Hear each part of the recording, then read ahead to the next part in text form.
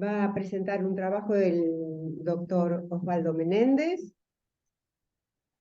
médico psicoterapeuta de grupos, médico especialista en psiquiatría, médico psicoanalista, miembro titular de la Asociación de Psicoanalítica, miembro titular con función didáctica en la Sociedad Argentina de Psicoanálisis, secretario científico de la Sociedad Argentina de Psicoanálisis, docente titular de psicopatología en la Asociación Argentina de Psicología y Psicoterapia de Grupos, Escuela Argentina de Psicoterapia para Graduados, Universidad de El Salvador, Residencia de Psicopatología del Hospital Italiano, profesor titular de Desarrollo Temprano en el Centro de Estudios Centro de Estudios Psicoanalíticos de la Asociación Psicoanalítica de Buenos Aires.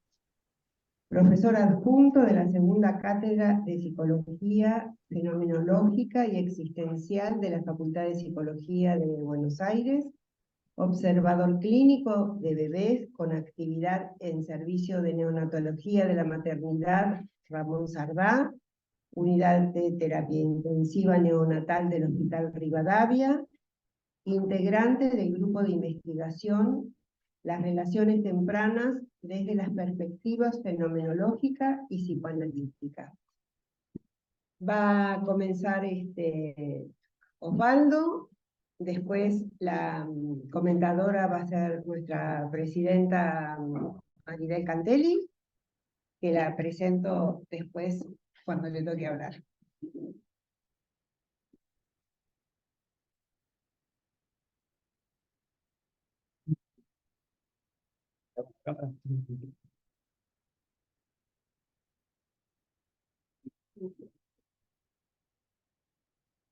Bueno, buenos días a todos. Vamos a empezar la reunión. Quiero comentar, que quizás la mayoría lo sabe, pero el 30 de octubre se cumplieron 40 años de la muerte de David Lieberman.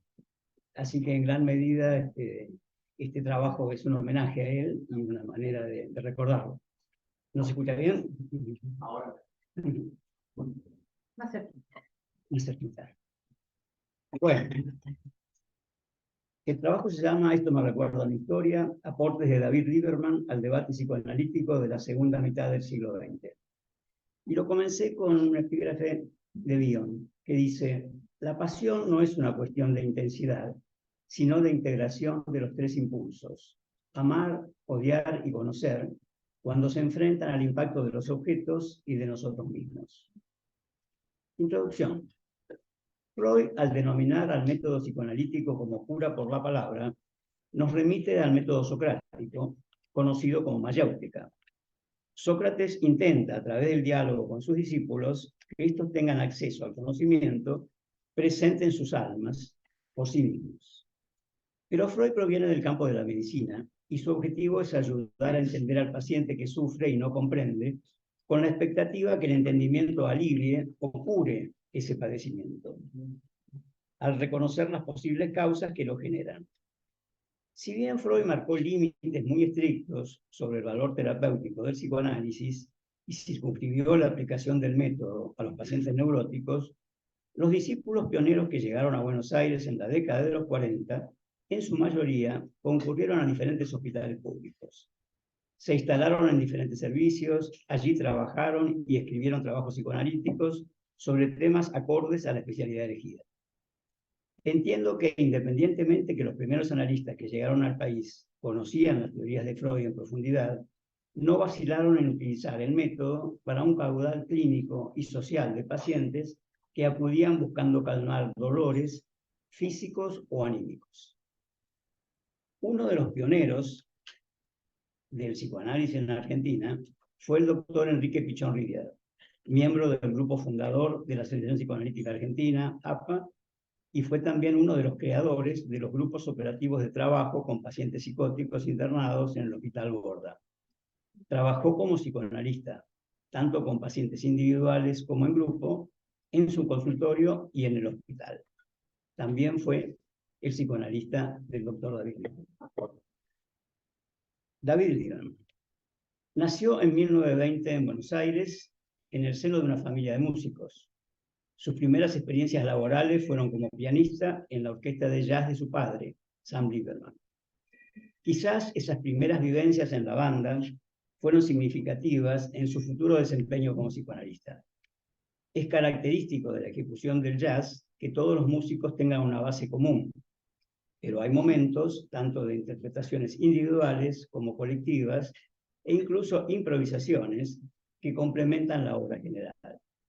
Hay un músico que marca y dirige, pero es el grupo el que crea.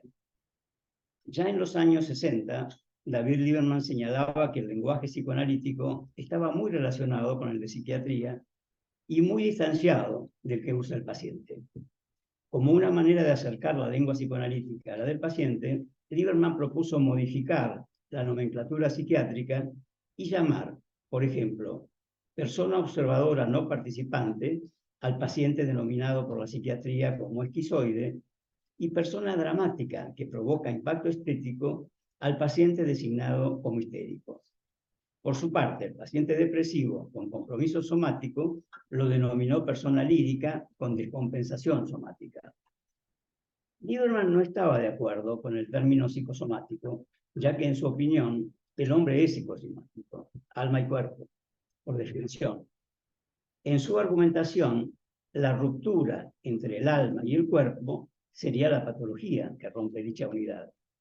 Y en ese sentido, él prefería la propuesta de Donald Winnicott de hablar de enfermedad psico-somática, el guión para subrayar la ruptura, o la denominación de Pierre Martí, a la que Laplanche adhiere, de enfermedad somato-conflictual. Insistía en la importancia de captar la manera de comunicarse del paciente. Ese deseo de conexión, entusiasmo empático, esfuerzos por sintonizar, lo consideraba esencial para que pudiera generarse un diálogo analítico. Imagino que elegir como analista a Pichon-Rivière implica darle mucho valor al aprendizaje por la experiencia, ya que en aquellas épocas atender pacientes psicóticos constituía un desafío y trabajar en un hospital requería la capacidad de sumergirse en un medio que no conocía los postulados psicoanalíticos. Hay que poder soportar o entusiasmarse ante el peso de puntos de vista diferentes, que no significa reducirlo a una mera discusión intelectual, sino a una toma de decisión sobre el tipo de tratamiento a adoptar.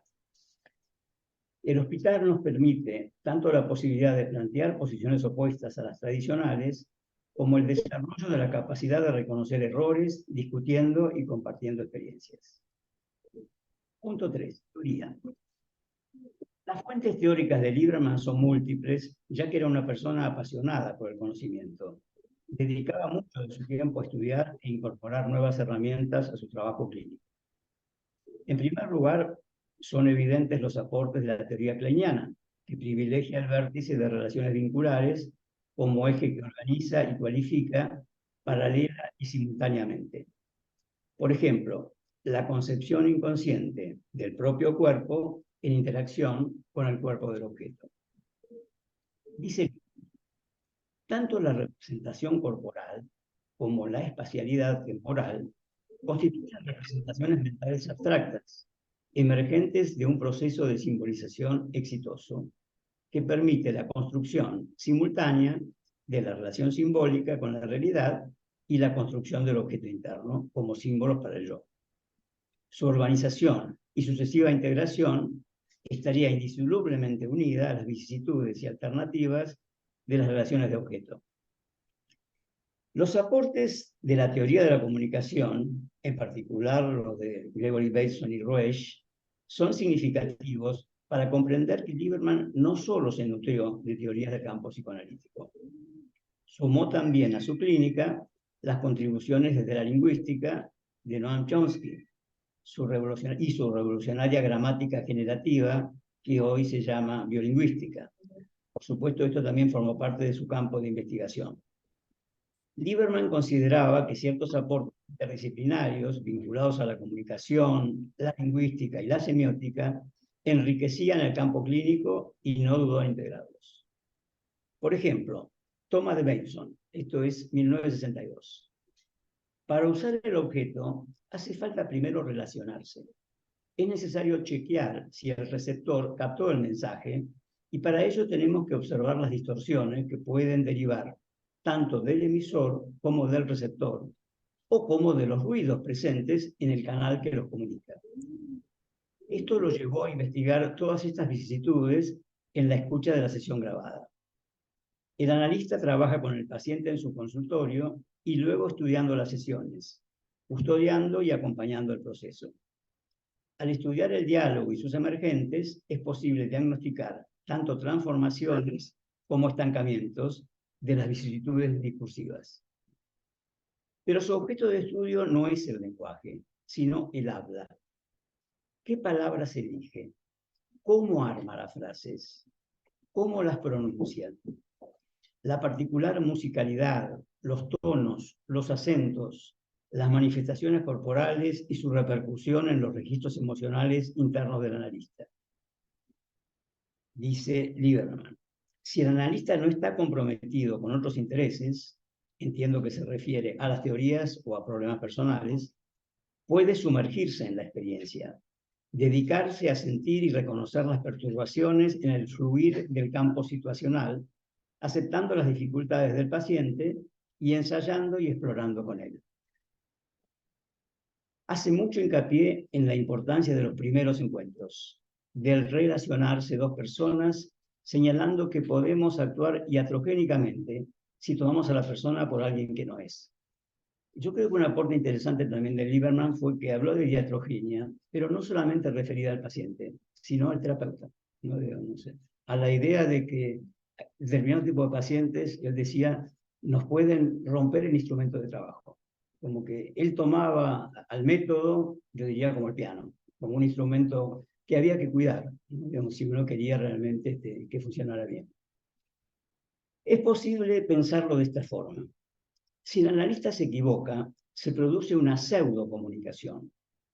Para evitar este problema, Lieberman sugiere realizar varias entrevistas diagnósticas tratando de focalizar desde dónde esa persona está entendiendo la realidad y cómo la siente.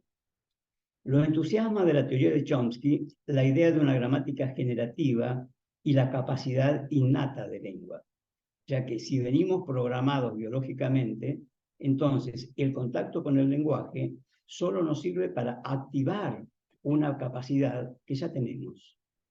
Esto lo lleva al campo clínico sugiriendo una aproximación respetuosa hacia la persona del paciente, intentando describir lo que uno percibe, tanteando si hay correspondencias o no, y así proseguir armando un mapa de ruta común con correcciones recíprocas. El analista, para Lieberman, busca el estilo complementario. Trata de enunciarlo formulando por el paciente, tratando de que lo enunciado por el paciente se refleje de la manera eficaz. Toma en cuenta las características de la receptor.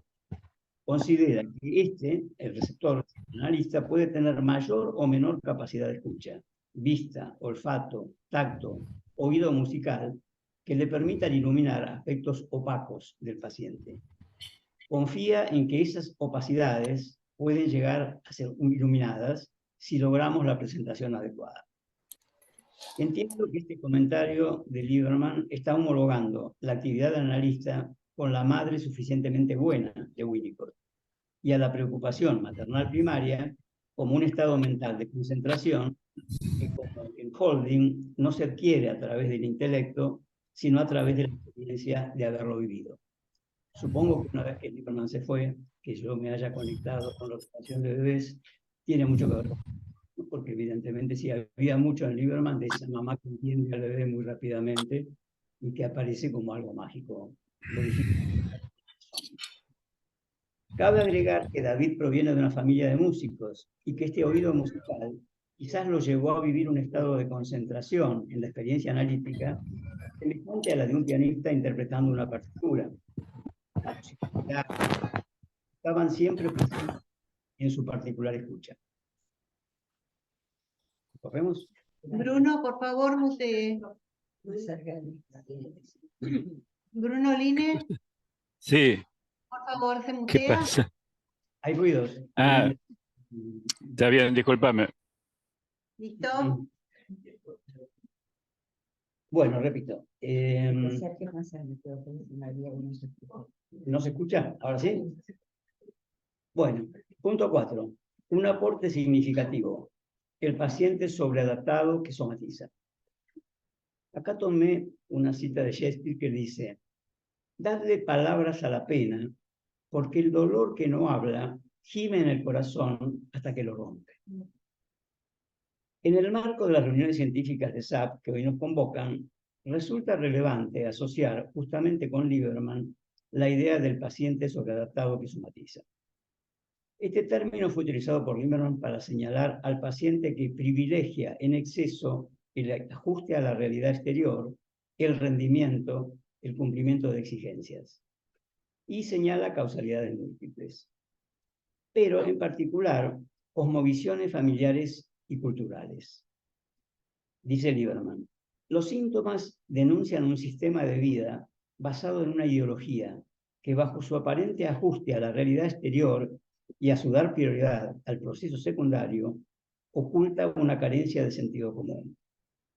Lo que se encuentra detrás del manifiesto relato de búsqueda de máxima excelencia, premios y éxito es una fuerte pulsión tanática que los lleva a pagar, por vivir aceleradamente, el precio de una muerte prematura. Lieberman modeliza esta situación como el enfrentamiento entre un self ambiental sobreadaptado y un self corporal sojuzgado. Entiendo que este enunciado está presente en la hipótesis que la imagen del cuerpo sería como una gestalt en permanente estado de cambio y organización. Sería una creación, una construcción. Para Lieberman, la imagen corporal, a medida que se va... Aquí está. Bueno, muy bien, gracias. Julia, muteate. Bueno. Mutea todos. Vas a tener que desmutearte o se mutea todo. ¿Puedes repetirlo, por favor? Sí.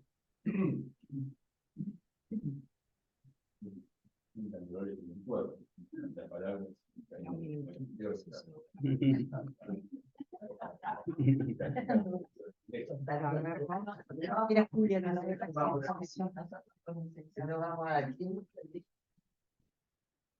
No, yo creo que esto es un ejemplo muy claro del canal de ruidos. Cuando Lieberman hablaba de que además del emisor y el receptor tenemos un canal. Y si en ese canal hay ruidos, la comunicación se afecta mucho, hay mucha distorsión.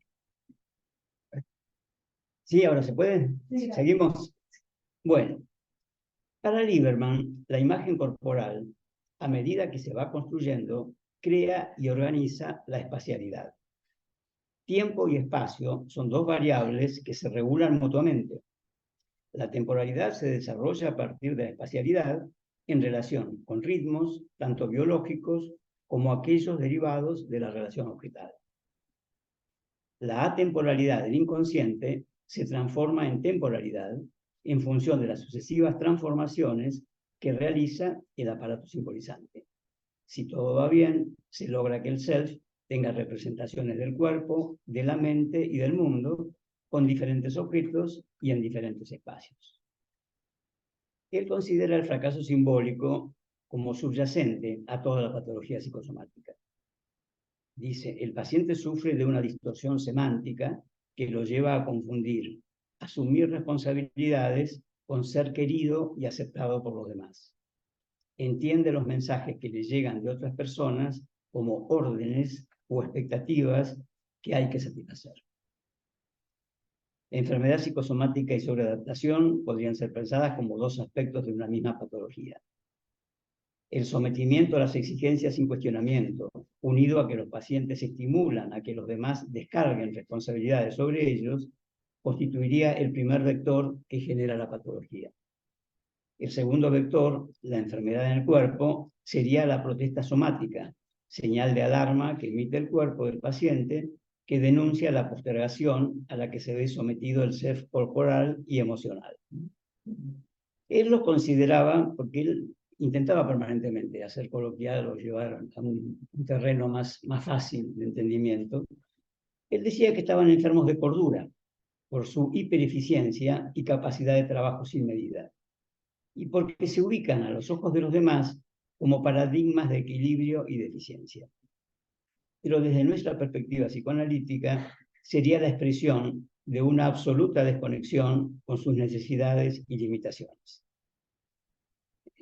Cito de vuelta a Lieberman. La base sería una fantasía omnipotente de invulnerabilidad e inmortalidad.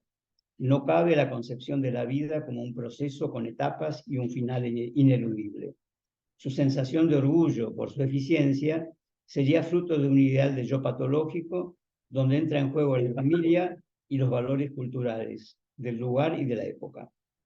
El paciente tiene identificado su ideal del yo con el ideal de la organización familiar o social a la que pertenece, en la que la eficiencia y ascenso en la escala social constituyen el valor máximo y muchas veces el único. Sabemos, como ya lo señalara Freud, que la vida en sociedad lleva a un sojuzgamiento pulsional. Pero en el caso del paciente psicosomático, este sojuzgamiento tiene sus particularidades.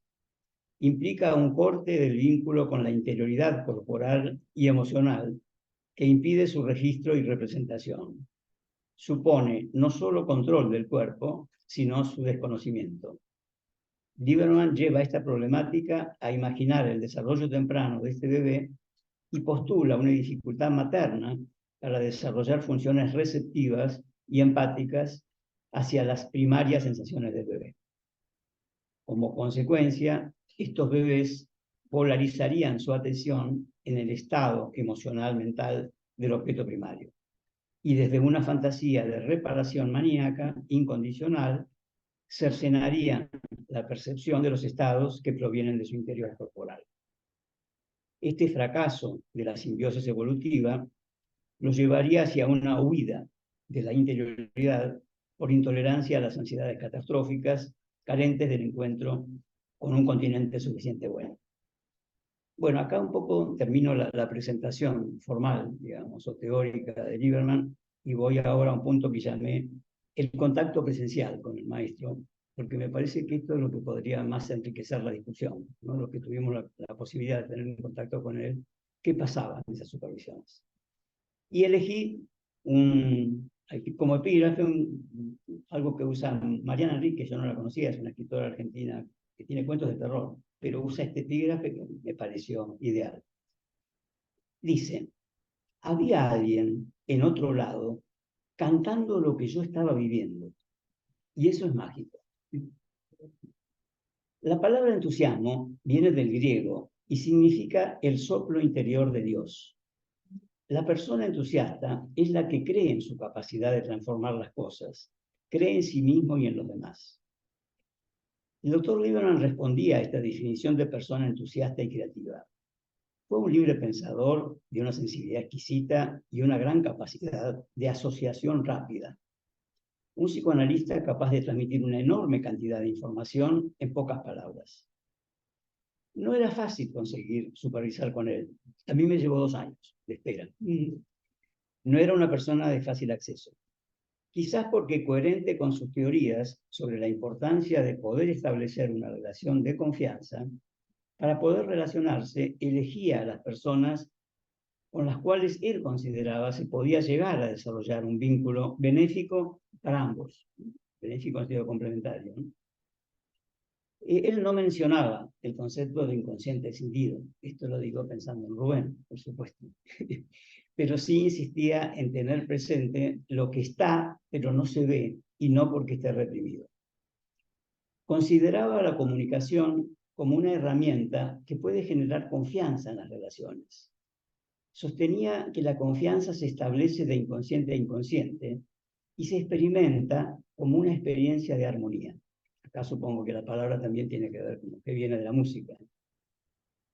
Dicha armonía constituiría el sostén preverbal de la relación.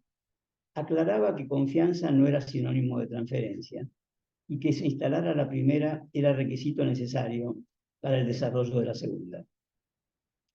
Pero, ¿qué tipo de relación se establecía en el ámbito de las supervisiones? Su partida fue brusca y con el tiempo me fui dando cuenta que en sus escritos no aparece conceptualizado qué tenían de particular esos encuentros tan diferentes a las supervisiones normales, normales entre comillas, ¿no? Hoy no dudo en pensar en un vértice místico.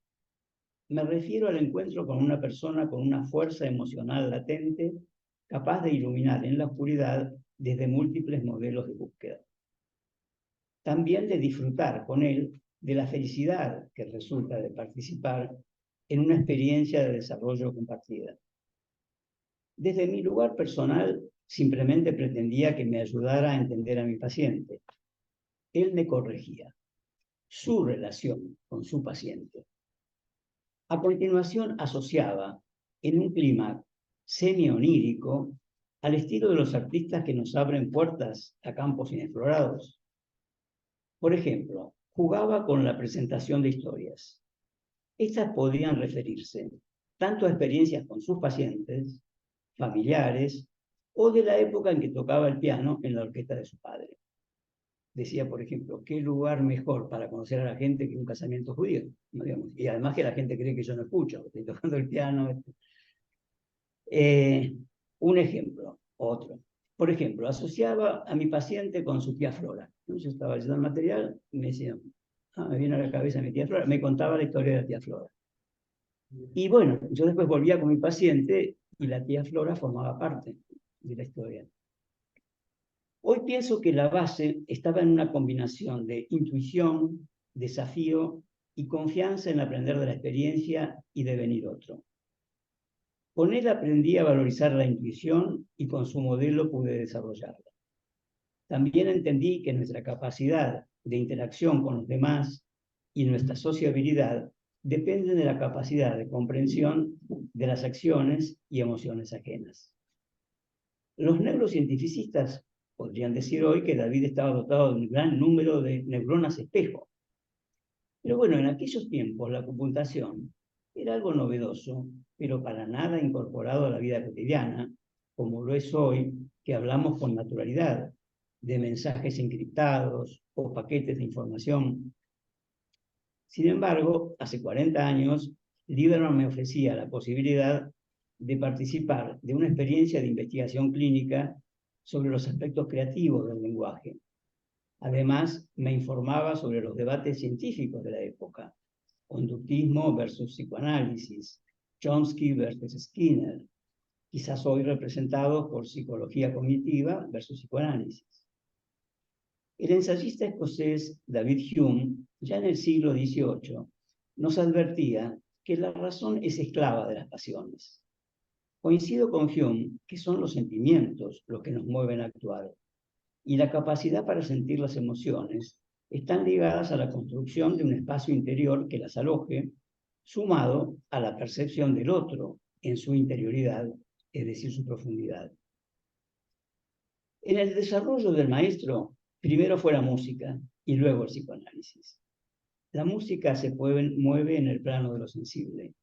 La sensibilidad en él estaba hiperdesarrollada.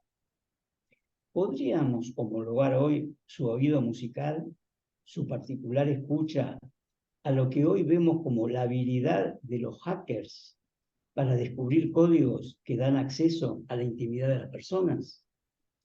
De ser así, hoy podríamos pensar en él, replicando sus técnicas de asociación rápida, como un hacker pionero que en lugar de computadoras usaba su emocionalidad para entrar en contacto con la intimidad de las personas. Me parece un dato importante para el debate actual sobre el futuro del psicoanálisis. ¿Cuánto puede disfrutar, soñar, jugar un analista trabajando? ¿Cuánta música, emocionalidad puede acompañar el proceso? Cuando escribimos una historia y algo de la historia se modifica es porque uno ha cambiado. Entonces, consciente de ello o no, mientras escribo la historia, me construyo y defino con más claridad las huellas que el maestro dejó en mí. La naturalización de la idea de confinamiento, fruto de la pandemia, ha generado un temor al contacto presencial que atenta contra la base misma del psicoanálisis liebermaniano, el diálogo analítico entre dos personas. No obstante, el recuerdo del maestro me genera esperanza en que no se pierda ni el contenido de su obra, ni su particular entrega a la tarea.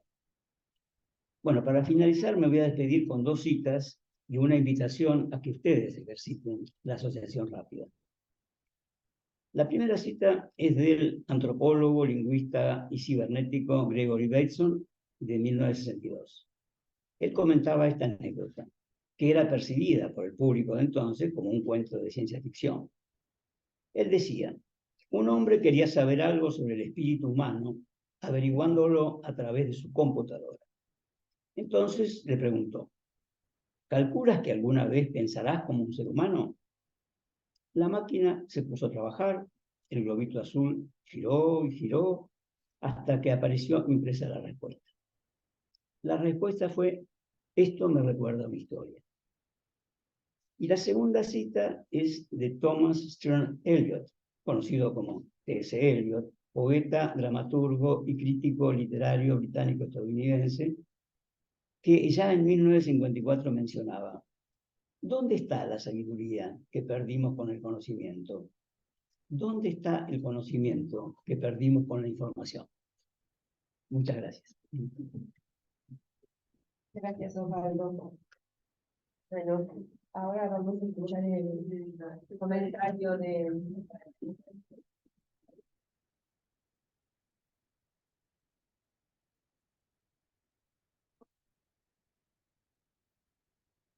la licenciada María Ine Cantelli, profesora mayor universitaria en Ciencias de la Educación, licenciada en Psicología, presidenta de la Sociedad Argentina de Psicoanálisis, miembro titular en función didáctica de la Sociedad Argentina de Psicoanálisis, miembro de la Sociedad Latinoamericana de Psicoanálisis, full member de la Sociedad Internacional de Psicoanálisis IPA, miembro de la Sandor Ferenczi International Foundation y del Grupo Internacional de Estudios Sandor Ferenczi de Madrid, maestría en salud mental, psicóloga clínica de interconsulta en el área de medicina crítica, miembro fundador del Comité de Bioética de la Sociedad Argentina de Terapia Intensiva, supervisora del equipo de cuidados paliativos del Hospital General de Agudos, Dr. Jorge Feliz. Bueno, buenos días a todos y a todas. Agradecida de que estén acá, sobre todo por ser nuestra última reunión. Y el título que está en el flyer es Presentación del trabajo de Osvaldo y discutidor. En realidad, yo elegí como estrategia para contarles un poco hoy lo que me motivó el trabajo, no usar el concepto de discutidor, sino de abrir una ligazón entre lo que Osvaldo presenta y lo que a mí me trajo este trabajo. Yo elegí como epígrafe el siguiente: nunca hemos pretendido haber alcanzado la cima de nuestro saber, ni de nuestro poder. Y ahora, como antes, estamos más dispuestos a reconocer las imperfecciones de nuestros conocimientos, añadir a él nuevos elementos e introducir en nuestros métodos todas aquellas modificaciones que puedan significar un progreso. Sigmund Freud, Los caminos de la terapia psicoanalítica, 1918.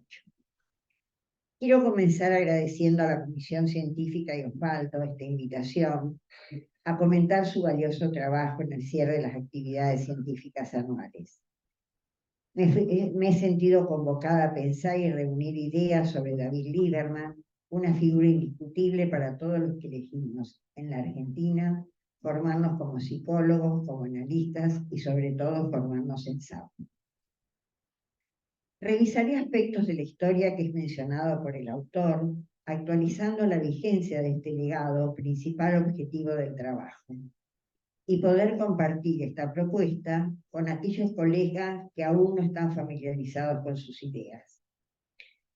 Es verdad que esta visión que traigo, espero sea lo menos sesgada posible de sus contribuciones, van a reflejar aquellos aspectos que más repercutieron o coincidieron en mi propia experiencia como psicoanalista.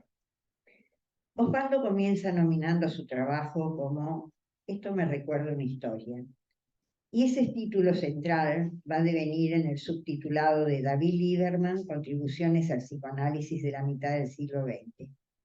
Esto me transportó a recordar una historia ligada a la historia de SAP, a sus miembros fundadores, a su constitución, al momento de su reconocimiento como sociedad integrante de IPA, notando que su figura siempre estaba ahí.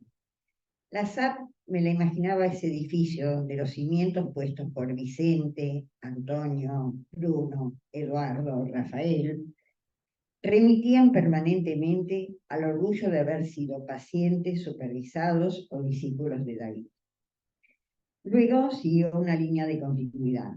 Elsa Grassano, Lía Pistiner y el mismo Osvaldo pasaron a ser parte de esas paredes, de ese edificio que me iba imaginando y que hoy siento que son un nudo vital de nuestra institución. En lo personal también recuerdo una historia. Era yo un estudiante en los primeros años de la carrera, cuando el 28 de junio de 1966 se produjo la noche de los bastones largos. Tuvimos que salir por las ventanas, dice Rafael en una entrevista concedida a Alicia Casulo. Describiendo ese hecho, fui parte de esa generación a la que se le arrebató la oportunidad de tener profesores de la talla de David, que luego de esos episodios dejaron de estar junto a tantos otros docentes en nuestra facultad. Tremenda pérdida de los verdaderos maestros, de los grandes, de los que más gravitaron en un medio psicoanalítico como el nuestro. 30 años después, estando ya en SAP, estaba cursando con mis compañeras clínica referenciada con el doctor Winograd. Y dice, les traigo una joya.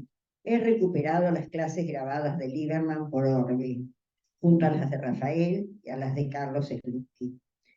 La vida da vueltas y la historia siguió girando. Y fue a través de Bruno como maestro que pudimos reparar aquellas experiencias que me fueron vedadas en mi juventud. Desde el primer año de la formación y a través de los distintos seminarios y grupos de estudios, incorporamos la teoría liebermaniana como columna vertebral de la SAP. Bruno nos hablaba de Lieberman diciendo, no tenía rasgos carismáticos, se lo podría casi encasillar en cierto modelo de autoridad. No tenía una figura que impresionara. Su hablar no era elocuente. Su personalidad manifestaba estar exentas de vanidades ni ambiciones. Era un maestro. Con ese liderazgo planteado, en su inagotable creatividad y sus contagiosos entusiasmos por enseñar y transmitir. Tal vez sea por eso que nuestros maestros fundadores de SAP se sintieron sus discípulos y no sus seguidores. Diferencia importantísima para quien quiere perdurar pedagógicamente con ideas. Los otros días en una comunicación interna nos convocó Osvaldo diciendo, vengan a la reunión, tenemos que estar, porque Lieberman es el abuelo de SAP. Me identifiqué con esa sensación y con muchos sentimientos que tenemos cuando vamos a la casa familiar. Hay alguien en esas casas que siempre está y nos acompaña en el recorrido. Empezando algunas reflexiones sobre el trabajo de Osvaldo, en la introducción hay un concepto importante que me llevó a pensar, pertenecer a un club, a una universidad, a un partido, establece de inmediato una simpatía, una afinidad que percibimos con cierto orgullo, de ser determinado hospital o de centro de salud. Entonces decimos, somos del Borda, del Lanús, de la Liga, de la escuela, de la SAP. En estos espacios fueron y son mucho más que un lugar de trabajo. La participación en ellos como analistas nos da siempre no solo un ámbito de intercambio asistencial o de formación, sino una ilusión de identidad.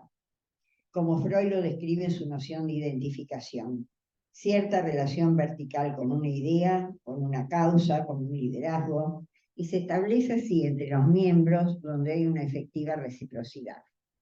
Esta parte del trabajo de Osvaldo señala el encuentro entre Pillon Rivière, uno de los miembros fundadores de APA, director de un área importante en el Hospital Bordel llamado en ese momento Hospicio de las Mercedes, y el doctor Lieberman, como dice Osvaldo, que sin duda lo elige como analista confiado en valorizar el aprender por la experiencia.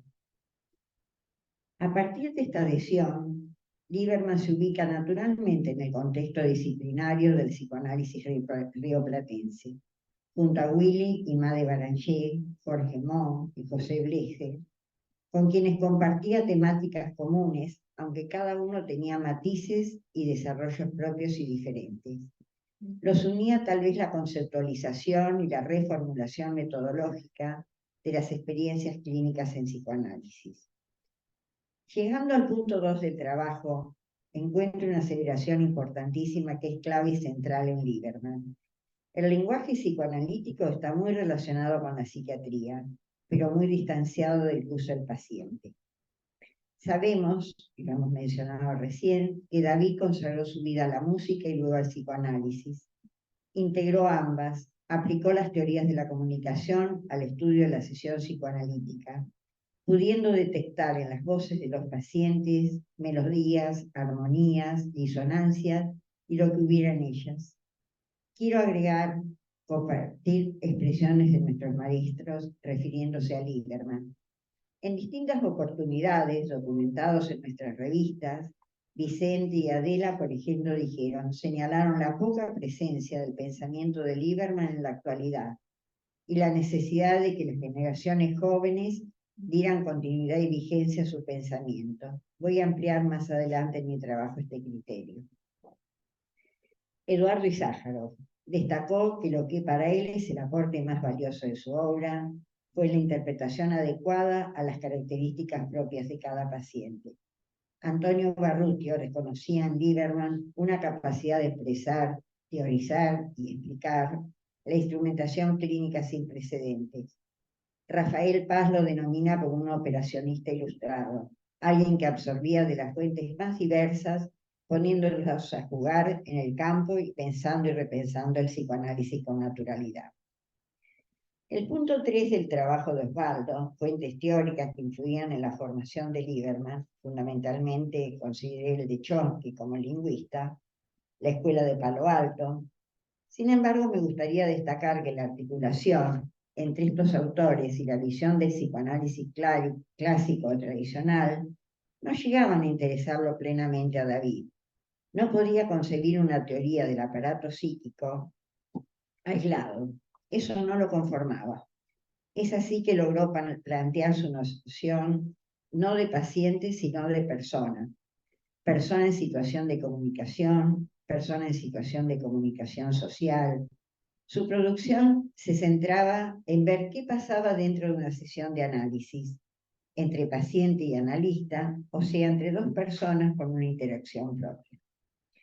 Comentando este aspecto con Bruno hace unos días atrás, con el objetivo de esta charla, me dio un concepto que me quedó muy fijo. Me dijo, mira, David Lieberman fue el mayor investigador de la situación de entrevista en toda la historia del psicoanálisis. Como dice ahí Osvaldo, la finalidad principal de Lieberman fue hacerse entender y enseñar a entender. Considerar la sesión como un objeto de investigación produjo una revolución en la forma de trabajar entre nosotros y por muchas generaciones de psicoanalistas que se formaron en la APA, en SAP, en ABDEVA y en FEPAR. Trabajar relajadamente con el analizando, pero luego reconstruir la sesión, fue una contribución enorme a la técnica del psicoanálisis. Sus descubrimientos son fundamentales en cuanto a métodos de observación de datos que nos proporciona el paciente y del efecto que en el paciente producen las interpretaciones. Cada sesión con cada paciente es un fenómeno único e irrepetible. Lieberman y Lacan han sido tal vez los dos psicoanalistas que más se ocuparon del lenguaje, pero no quería dejar de agregar, por mi formación previa, que también lo hicieron pensadores de la talla de Vallon y de Piaget. Osvaldo menciona que para Lieberman el discurso no se reduce al lenguaje, sino al habla. ¿Con qué palabras elige el paciente? ¿Cómo arma las frases? Son las hipótesis básicas de ese libro, La comunicación en terapéutica psicoanalítica de 1960. Es ahí donde propuso volcar los principios básicos del psicoanálisis: libido, inconsciente, transferencia, fijación, a la teoría de la comunicación. Tal vez una enseñanza muy importante en ese sentido fue la hipótesis de trabajar sin ideas preconcebidas y sin prejuicios. Con respecto a los estilos complementarios, solo quiero agregar que permitió sistematizar algunos problemas técnicos para poder lograr así un acercamiento más rico al enfermo y a la posibilidad de comprender. El punto 4 del trabajo de Osvaldo está referido a la producción liebermaniana de fines de los 70 hasta su muerte, que como recién mencionaba él, acaecida el día del retorno a la democracia en 1983. Obras dedicadas a problemáticas varias, fundamentalmente los estudios sobre psicosomática, en especial el concepto de sobreadaptación, que presentó junto a colegas en el Congreso de IPA de Helsinki en 1981 y que después tomaría parte del libro por todos nosotros conocido, Del cuerpo al símbolo, de Lieberman, Grassano, Nevorag, Pistiner y Reumann, publicado al año siguiente de esa publicación. Lo importante ahí fue caracterizar la sobreadaptación en un paciente y cómo influye esto en su capacidad de somatizar. Esta caracterización, hecha por Lieberman hace 30 años atrás, es de una vigencia extraordinaria en nuestros consultorios de hoy en día. Son personas con un sistema de vida que, bajo su aparente ajuste a la realidad exterior, ocultan carencia del sentido común. La concepción del tiempo por parte de estos pacientes, personas exitosas, o como decían recién, que padecen de cordura, el sobreadaptado se adapta en forma pasiva, acrítica a la realidad. Las señales provenientes del mundo emocional y del cuerpo son ignoradas por una falta de la construcción de los símbolos, a cargo de un aparato simbólico deficitario. El paciente sobreadaptado actualmente representa para los psicoanalistas, pero sobre todo para muchas especialidades médicas, como cardiología, gastroenterología, dermatología, medicina crítica y cuidados paliativos, un desafío teórico y práctico, dado que generalmente la actitud médica clásica trata de suprimir el síntoma, pero es justamente ahí donde nosotros como analistas debemos registrar. Hay una señal, hay un mensaje prospectivo, como si se tratara de una señal de alarma del cuerpo ante una forma de vida que no escucha reclamos. Tener una teoría sobre estos comportamientos, poder entenderlas desde distintas perspectivas, es tal vez la contribución liebermaniana impresionante al día de hoy, al desarrollo y atención en medicina. Motivo por el cual es imperioso que los analistas de hoy en día no desconozcan estas propuestas, les sirvan de soporte teórico en los ámbitos hospitalarios, tal como lo pensaron e ilusionaron David y John Riviere en sus comienzos. Quisiera así, al final de esto, retomar lo inicial, dice Osvaldo. Esto me recuerda una historia. Hace 30 años atrás me hicieron una propuesta de trabajo de crear un equipo de atención psicológica dentro de terapias intensivas. Esta sería la primera experiencia que se iba a hacer, por lo menos dentro de la Sociedad Argentina de Terapia Intensiva, que un equipo de psicólogos pasáramos a ser miembros interdisciplinarios del mismo y no miembros de un equipo de salud mental en la institución. La motivación principal para la convocatoria era que ya en ese momento a nivel mundial, la bibliografía indicaba que pacientes y familiares decían que el problema más serio y doloroso que privilegiaban cuando tenían que pasar por estas circunstancias era la comunicación. La comunicación entre los profesionales y los pacientes, la comunicación entre los profesionales y los familiares, y sobre todo, comunicación a veces, o falta de ella, entre los miembros del equipo de salud. Con esa inquietud consulto con mi supervisor para saber cómo podía articular trabajos de comunicación y psicoanálisis con los de duelo, muerte y mejorar la comunicación en terapia intensiva. Me dice: Mira, para el primer tema tenés que trabajar con Antonio Barrutia. Él es un experto en esto. Tan pronto entro en contacto con Antonio, él me adelanta que sobre ambos temas hay que librar una batalla cultural. Muerte, duelo, etcétera, de eso no se habla. Y a modo de ilustración me regala un libro incunable, Muerte en Occidente, de Philippe Ariel, para que me sirviera de guía para ir preparando mi trabajo. Para el segundo tema, me dice, te sugiero un trabajo de un intensivista psicoanalista, el doctor Menéndez.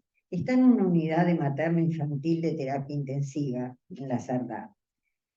Con esas dos herramientas, junto a un grupo de colegas médicos, intensivistas, kinesiólogos, enfermeros, fundamos hace 30 años el Comité de Bioética de la SATI, interdisciplinariamente, único espacio que teníamos para llevar lo nuestro, lo de las ciencias sociales, a un ámbito médico bastante ortodoxo. Hasta el día de hoy hemos tomado a Lieberman, a Menéndez y a muchos otros para trabajar este aspecto al que fuimos convocados. Tenemos, considero, un fuerte desarrollo en asistencia, en docencia, en investigación y muchas publicaciones. Nos cuesta mucho, sin embargo, ser atractivos para los psicoanalistas. En estos campos no concurren generalmente. Hace 6 años, sin embargo, logramos crear en el espacio ENFEPAL el Comité de Psicoanalistas en la Comunidad. Junto a este comité y el nuestro de bioética, tenemos ahí nuestra presencia, habiendo logrado dictar este año la primera diplomatura para intervención de los psicoanalistas en la comunidad, con reconocimiento oficial que nos proporcionó el IUSAO. Para juntar ambas tramas históricas, diré que hace unos años atrás recibimos ya en esta casa con Osvaldo conjuntamente nuestros nombramientos de didactas. Seguimos trabajando de manera cercana y vemos cuántos capítulos tienen a veces la historia. Finalizo. David Lieberman fue de los investigadores y los clínicos más importantes de la psicoanálisis en la Argentina. Sus ideas y por todo lo que nos enseñó, de alguna manera está con nosotros. Gracias.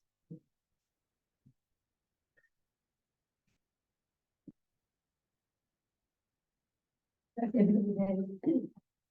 Bueno, dicho todo esto, vamos a abrir la posibilidad de que los participantes, de manera presencial o a través del Zoom, puedan acercar sus comentarios, sus preguntas. Así que están invitados a participar.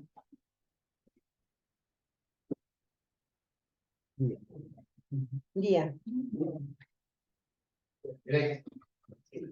Sí. Lía y Bruno después. La silla, veo la silla.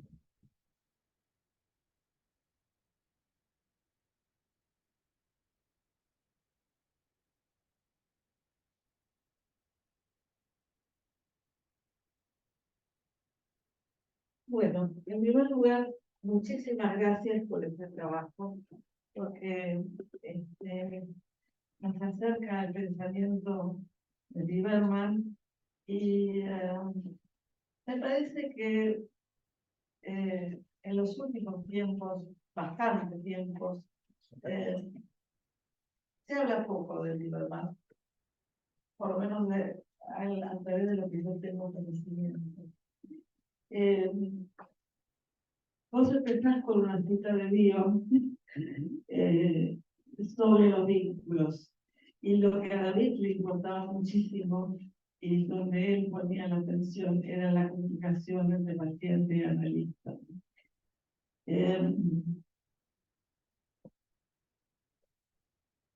También nos contaba de su biografía, de su análisis con Pillon-Rivière, y además recuerdo que tenía un piano de cola en su sala de espera.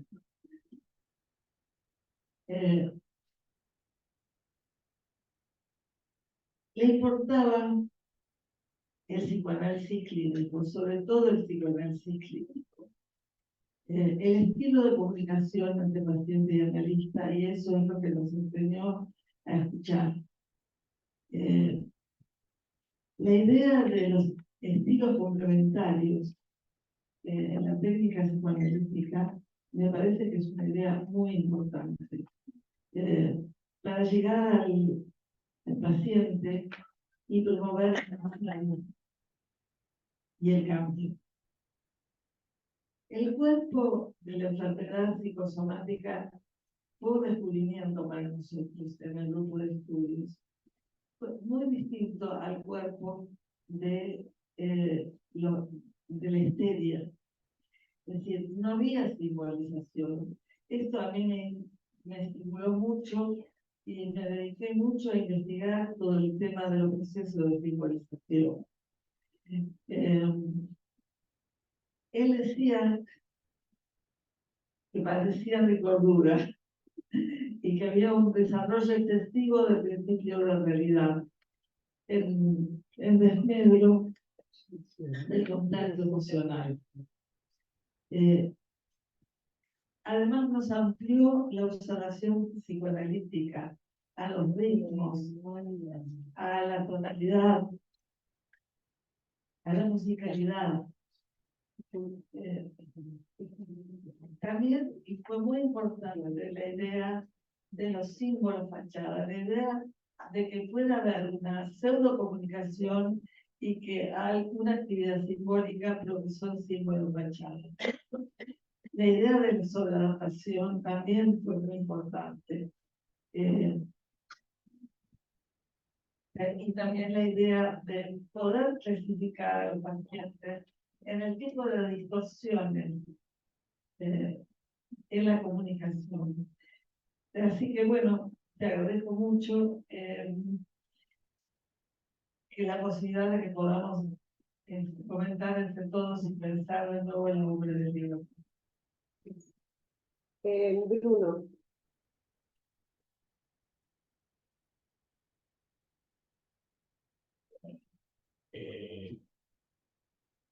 Una primera cuestión que me parece importante resaltar, y es que el tener una reunión de homenaje a la obra de David Lieberman, no solo la persona que lo está buscando, es importante en una institución psicoanalítica, pero yo creo que Lieberman fue uno de los inventores originales a los cuales se conoce poco entre nosotros, sobre todo en algunos ámbitos y en algunos recursos del psicoanálisis. En ese sentido, me parece que lo de Osvaldo fue reparatorio, ¿no? El poder traer un personaje que ha sido un inventor absolutamente excepcional, y voy a decir por qué lo digo, porque hay algunas cosas de David que me parece que hay que diferenciar. Punto 1. No lo voy a hacer desordenado el asunto. Lieberman formó parte de una generación de distintos personajes del psicoanálisis en Argentina que han hecho realmente, han revolucionado muchos aspectos de la clínica psicoanalítica contemporánea, ¿no? Eduardo Izájarov, Antonio Barrutia, Hugo Leisman, unos tantos más, han sido de una originalidad poco común. Lo hablábamos con Emilce, cuando Emilce decía cuánto podría beneficiarse el psicoanálisis con muchas de las obras de Hugo que tienen, y que realmente la gente no lo escucha. Yo espero que en ese sentido esta reunión sea reparatoria, no en un sentido psicopatológico, en un sentido clínico, ¿verdad?, sino en un sentido recursivo, en un sentido de recurso terapéutico, porque realmente Lieberman inventó 4 o 5 recursos terapéuticos de los cuales no tenemos la menor idea de que él fue el inventor. ¿Cuáles fueron? No voy a hacer orden claro. Lieberman inventó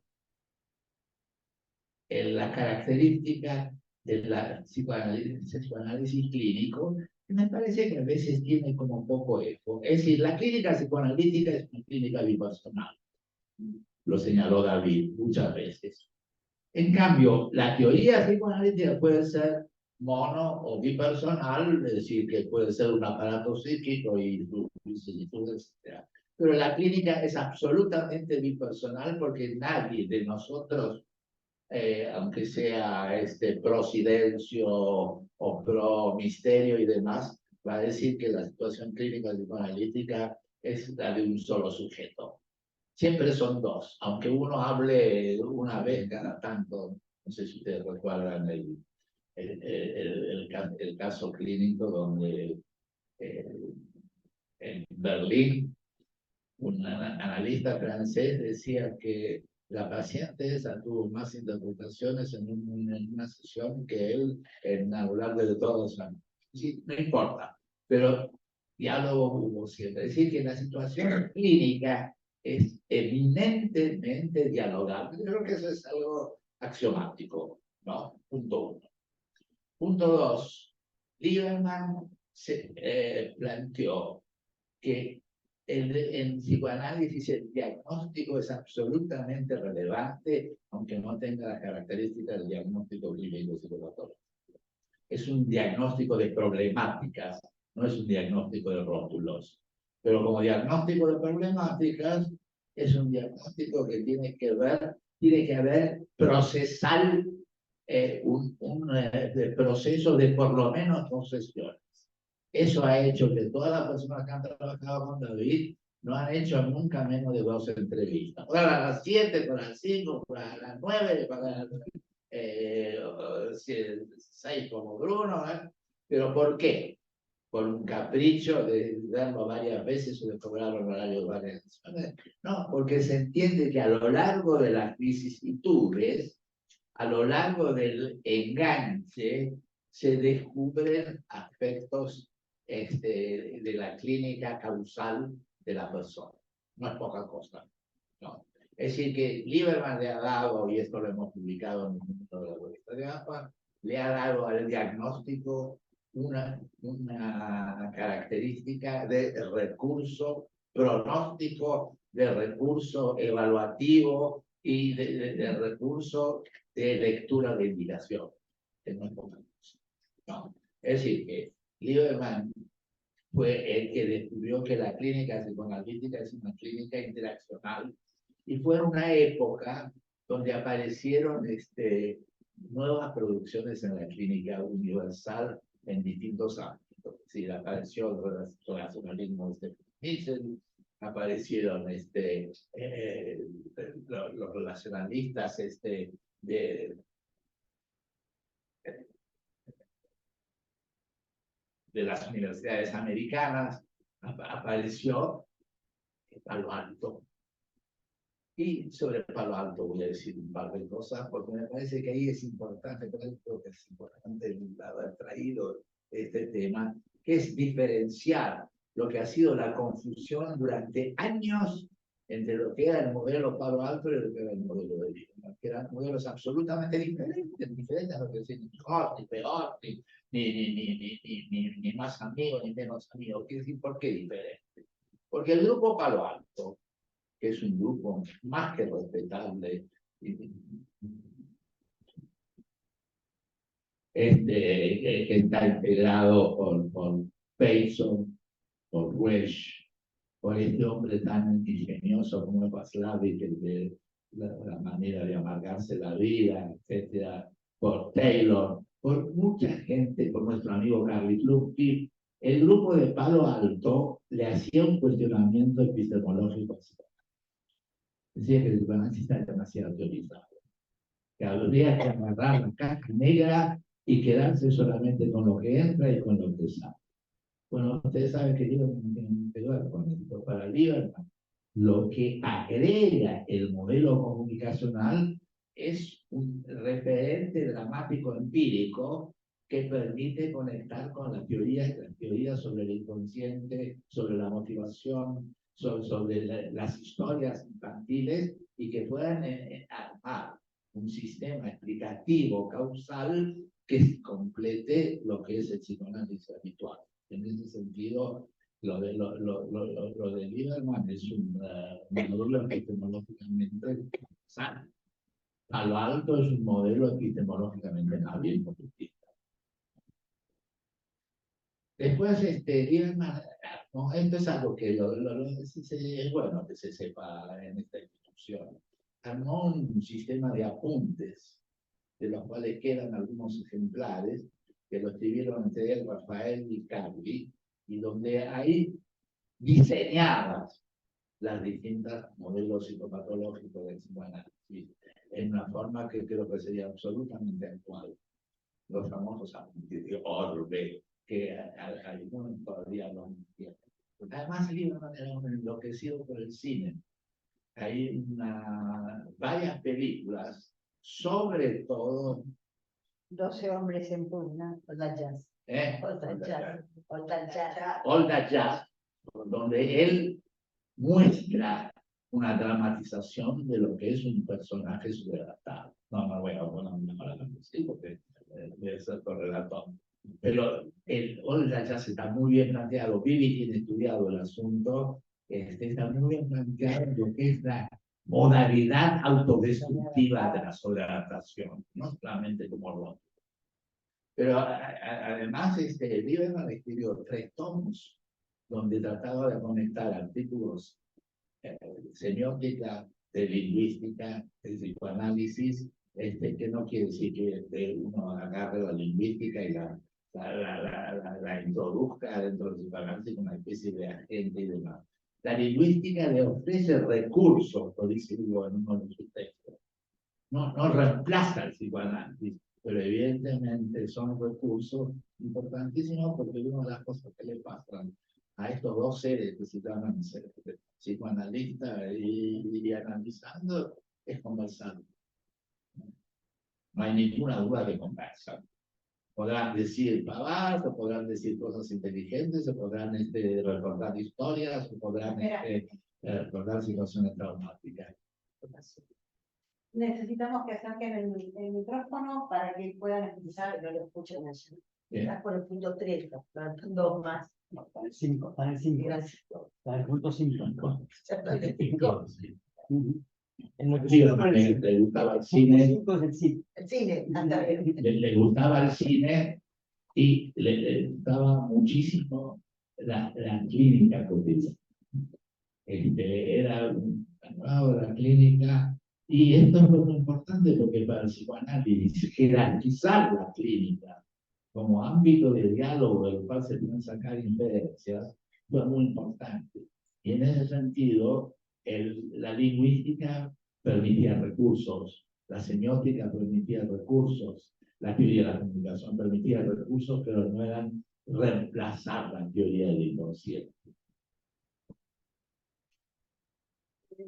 Lucas, no, perdón, Rubén Zuckerberg y Lucas.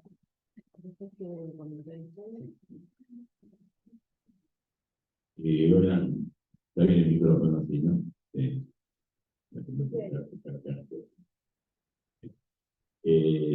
Bueno, en principio realmente me emocionó un poco la presentación de Hogar y los comentarios de Matías. Me pareció realmente muy valioso, como señalaba también Bruno, el hacer reaparecer a Lieberman y su historia y su obra, ¿no? En ese sentido, les cuento una historia. Yo no conocía a Lieberman, pero no fui paciente de Lieberman y supervisé con Lieberman. Pero claro, desde la década del 80 estuve rodeado de Lieberman. Rodeado de Lieberman porque cualquier mínimo estudiante de algo que tenga que ver con el cuerpo tiene que leer a Lieberman. Y después porque como participé de la fundación del Departamento de Psicosomática de la APA y después del Instituto de Psicosomática de la APA, los fundadores, todos eran liebermanianos, Maurice,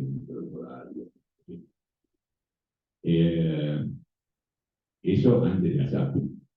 Después cuando empezó la SAP, me reconecto con Lieberman, con Lucro, con Vicente, que no paraba de mencionar el tema de la musicalidad.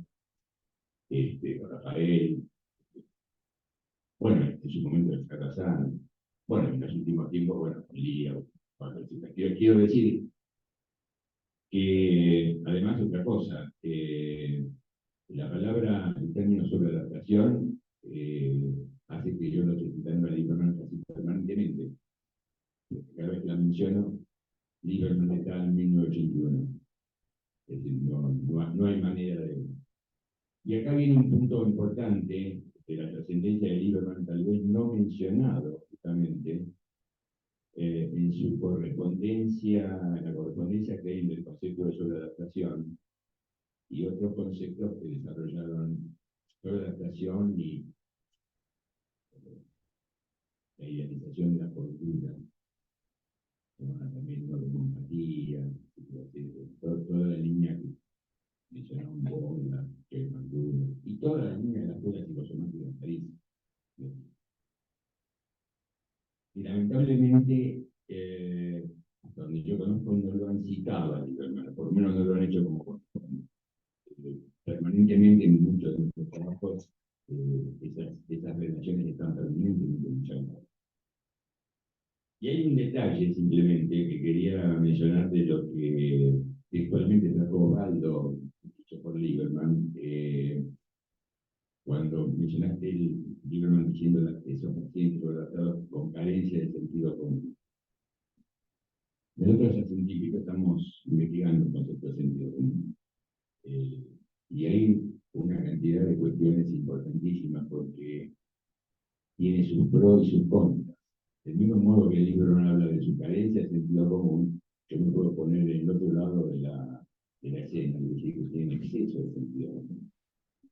Da para las dos cuestiones, dependiendo de lo que uno entienda como sentido común. La otra, para no hacerlo demasiado largo, la otra cuestión que quería señalar es que el estudio permanente que venimos haciendo hace muchos años sobre el concepto de sobreadaptación nos permitió establecer algunas variaciones, porque en esa intronización de lo exterior y esa suerte de desmentida de la interioridad, no solamente está la asociación con la microsintomática, que es lo tradicional, sino con la descarga en acto, es decir, con la impulsividad efectiva.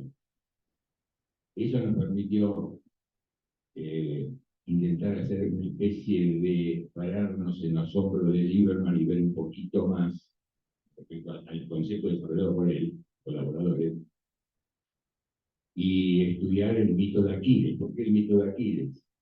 Que Lieberman hablaba de pacientes que se sienten invulnerables.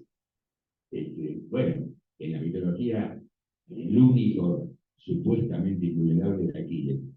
Y nosotros planteamos muchas veces que eso implicaba una desmentida de su enorme vulnerabilidad. Y de ahí empezamos a usar el concepto de sobreadaptados muy vulnerables. A tal punto que si bien el uso habitual no va a ser cambiado, los usos y costumbres no se cambiaron, la palabra psicosomática ya no la usamos más. Hablamos de pacientes con vulnerabilidad somática. Digo esto porque el guión en el Instituto de Psicosomática de Buenos Aires estudió un año que discutió el guión. No lo tomo críticamente, lo tomo como motivo de discusión y de la discusión que tiene al día de hoy, ¿no? Así que en ese sentido agradezco enormemente esta presentación y el comentario de María. Y por supuesto, todo lo que dice Bruno, porque realmente volví a notar, a recordar, si hay alguien que remarcó tanto el tema de lo bipersonal en el análisis, que usó el término conversación, por eso escuché más a Bruno, que define lo que uno hace y intenta hacer, y que de alguna manera también libera un poco de viejos superiores psicoanalíticos, ¿no? Bueno, gracias. Lucas, y después comenta los expositores.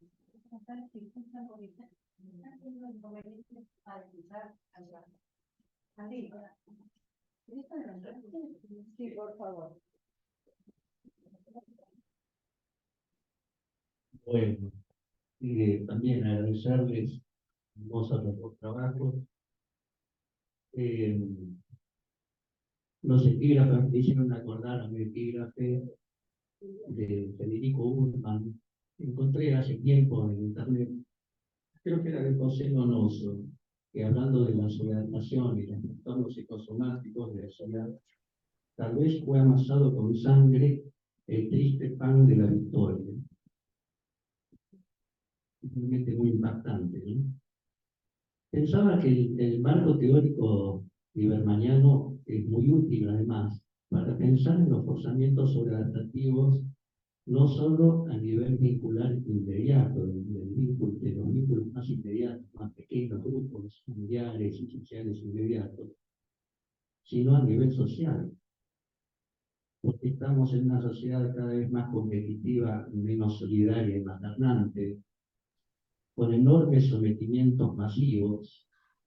Cualquier similitud con nuestras próximas épocas inmediatas, pura coincidencia, que además padecen ideales patológicos como el eficientismo, muy trabajado aquí por Rubén, de ideales desencarnados como algunos usos idealizados justamente de la inteligencia artificial, que tienen mucho más que ver con una racionalidad combinatoria y algorítmica que con una especie de perfeccionamiento de la normopatía, que con cualquier elaboración imaginativa con cobertura humana, que se impone a nivel global. Y pensaba cuánto, o mejor, de qué forma incide todo esto en nuestro modo de trabajo actual. Porque no creo que se quede afuera. Sería como pensar que podemos mantener verde el jardín mientras llueve, cae lluvia radiactiva, digamos. Tenemos que pensar un poco cómo incide esto en nuestro trabajo actual. Hay cambios, por ejemplo, en nuestro modo de alojar los procesos regresivos. Contamos con el mismo apoyo contextual en las situaciones graves. ¿Cómo nos manejamos hoy con todo esto?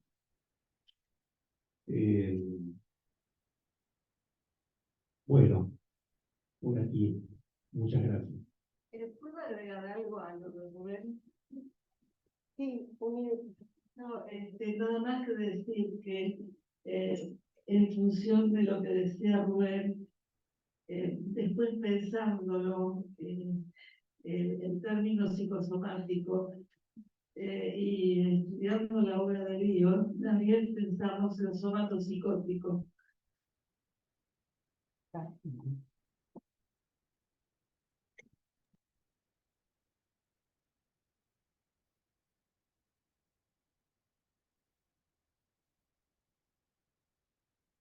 Bueno, muchísimas gracias y creo que se está produciendo el efecto que yo quería generar, lo de asociación y vocación.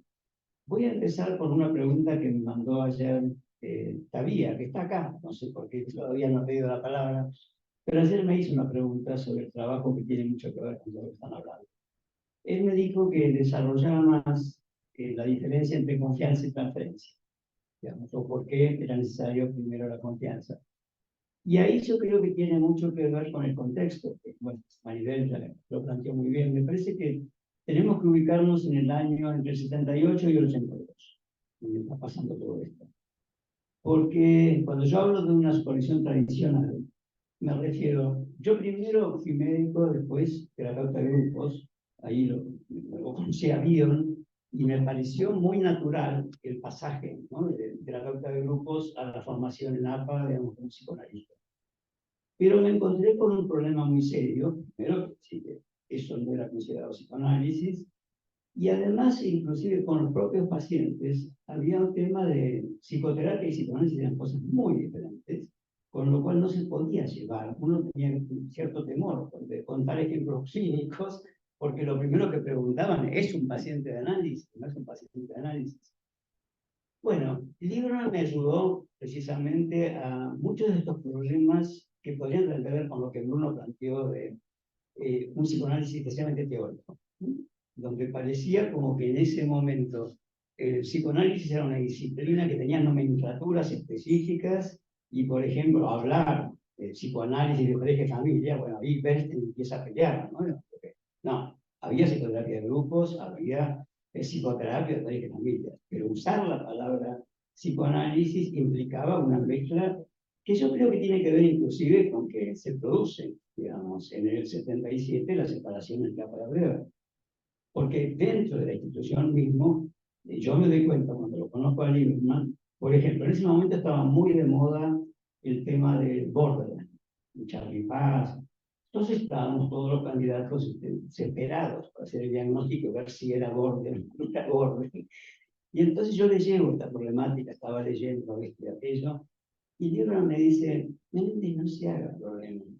En Estados Unidos simplemente las obras sociales empezaron a ser caras. Había mucha gente en psicoterapia y entonces como una manera de no dejar a los pacientes graves afuera, se creó esta categoría, porque si no decían, los psicóticos no están incluidos, no tienen cobertura.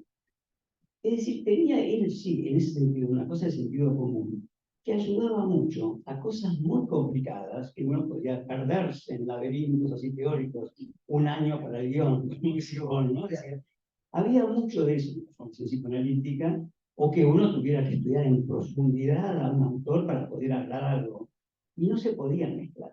Y además, en ese sentido, yo me acuerdo que uno de los enfrentamientos de David con Abadi fue que Abadi, por ejemplo, decía de él que la madre debe haber cocinado mucho guiso, ¿no? Porque él mezclaba todo, pero de manera descriptiva, ¿no? Como, en ese sentido, porque además es como Saussure y Chomsky. Él toma Chomsky, Abadi toma Saussure y Lacan toma Saussure.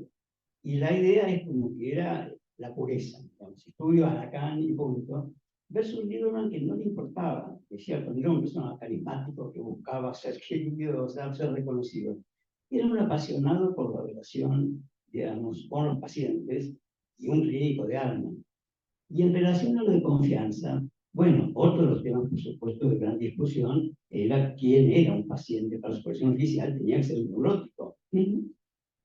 Bueno, yo creo que con el tema de la lingüística, él resolvió este tema, en el sentido de que él empezó a hablar de distorsiones sintácticas. Un neurótico sería una persona que tiene una distorsión sintáctica, en el sentido que él decía, tiene noción de conflicto, sabe para qué viene, tiene dificultades en la transmisión. Acá el problema está en transmitir el mensaje, el neurótico.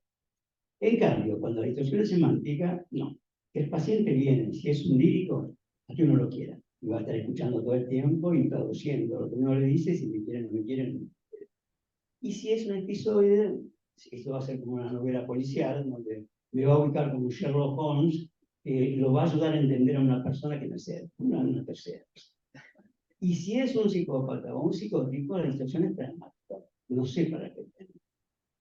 Ahora, es lo que planteaba, por eso la importancia de relacionarse y de la confianza, es que él creía que podía modificarse una distorsión semántica a una sintáctica, podía llevar años, pero no lo quita la posibilidad de tratamiento, lo toma en tratamiento, pero esa primera etapa, él no hablaría de transferencia, sino hablaría precisamente de intentar establecer un vínculo, y donde el objetivo del tratamiento, ¿no? Que podría ser, bueno, pensar mucho sobre ustedes, tratar de ayudarlo, pueda ser captado por el paciente, sabiendo que eso no puede ocurrir.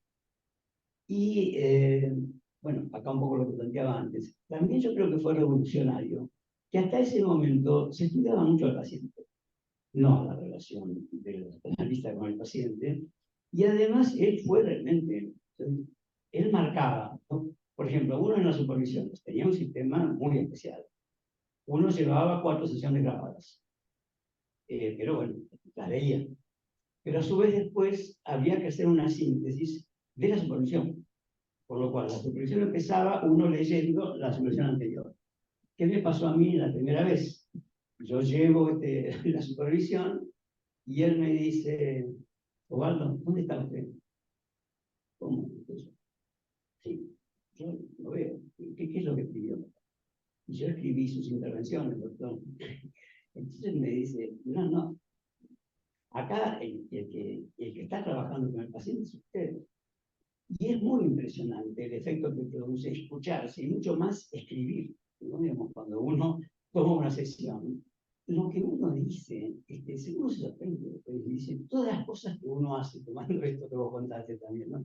Hay muchísimas cosas que uno hace, dice, y que, bueno, si lo graba o si tiene alguien que le dice, no, pero bueno, además de lo que dijo el paciente y lo que dije yo, cuénteme o registre lo que dijo usted, fue fundamental para tener una idea de que sí, que es un diálogo, un tratamiento, y que uno tiende por ahí a esconderse en el rol de psicoanalista como si uno estuviera simplemente observando. Y bueno, creo que hay más cosas, pero vamos a seguir con... ¿Hay más gente para pedir la palabra o no? No por ahora, no sé si María tiene. Dale, María. Bueno. Está bien. Entonces,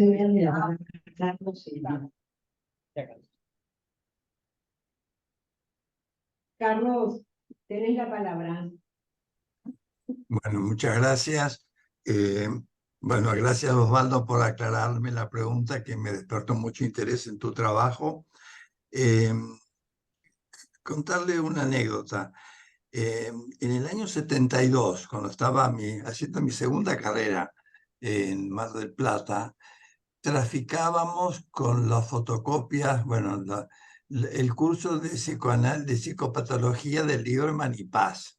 Era como un tesoro que no lo vendíamos, pero tampoco cobrábamos un alquiler, pero estábamos todos pendientes. Tal es así que una vez, cuando terminé una terapia en Mar del Plata con una psicóloga, me regaló ella todo el curso de Lieberman y Paz. Eso en el año 72, o sea, realmente la psicopatología que aprendimos era de lo que leíamos en esos textos realmente, ¿no? Aparte de otros autores. Ahora con el trabajo de Osvaldo me encuentro de vuelta con muchas cosas y también me acuerdo con un comentario de Meltzer que decía que Lieberman era el psicoanalista más importante de América Latina. Nada más que esto quería recordarles y contribuir a este homenaje.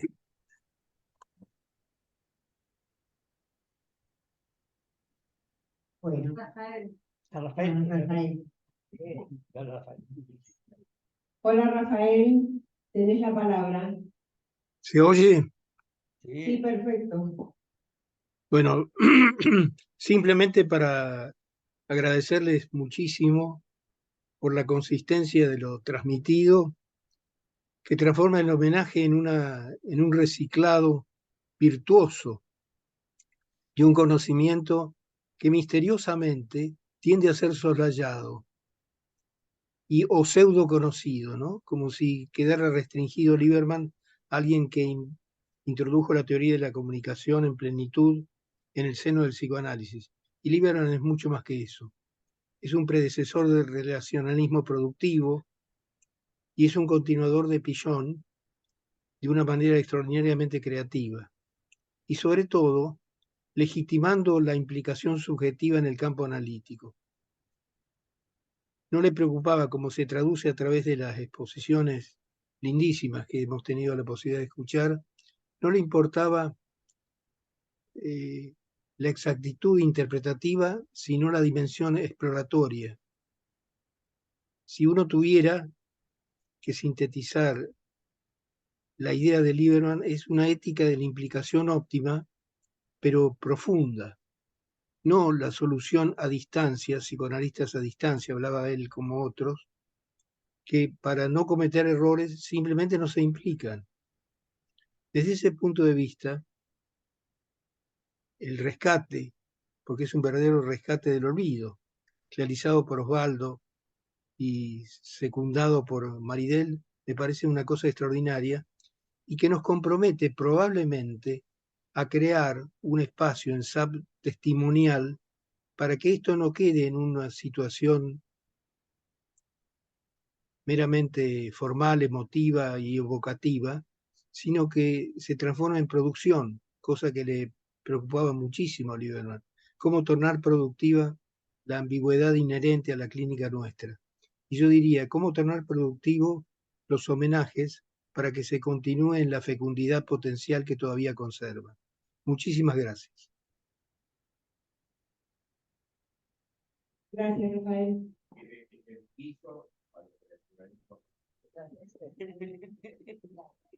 Bueno, en realidad voy a tomar un punto retomando esto de la orfandad en la que quedamos aquellos estudiantes después de la noche de los pantalones largos, porque no era solo un hecho histórico marcatorio, dio un giro muy trascendente sobre los objetivos de nuestra formación. Tal vez el tiempo, ahora mirándolo retrospectivamente, la facultad estuvo cerrada 2 meses nada más. Pero cuando se abrió, en el mes de agosto, era una especie de quirófano blanco donde había desaparecido cualquier rastro de identidad o de pasado hasta el día que sucedió el ocupamiento. Pero con eso se arrasó muchísimo. No fue nada más que limpiar, pintar de blanco, todo eso. Se empezó nuevamente a pensar que los campos operacionales y de asistencia que los psicólogos podíamos hacer nos iban a estar vedados. Entonces nos fuimos silenciosamente y sin mucha explicación histórica de los hospitales. Luego nos fuimos de las universidades y dejamos de estar presentes en la formación teórica y la transmisión psicoanalítica que tanto habían hecho en esta etapa que Rafael hablaba de vidas y demás. Pero quería mencionar que la enseñanza que me dejó las charlas que tuve con Antonio cuando quisimos formar este servicio de terapia intensiva se basó en algo que él decía.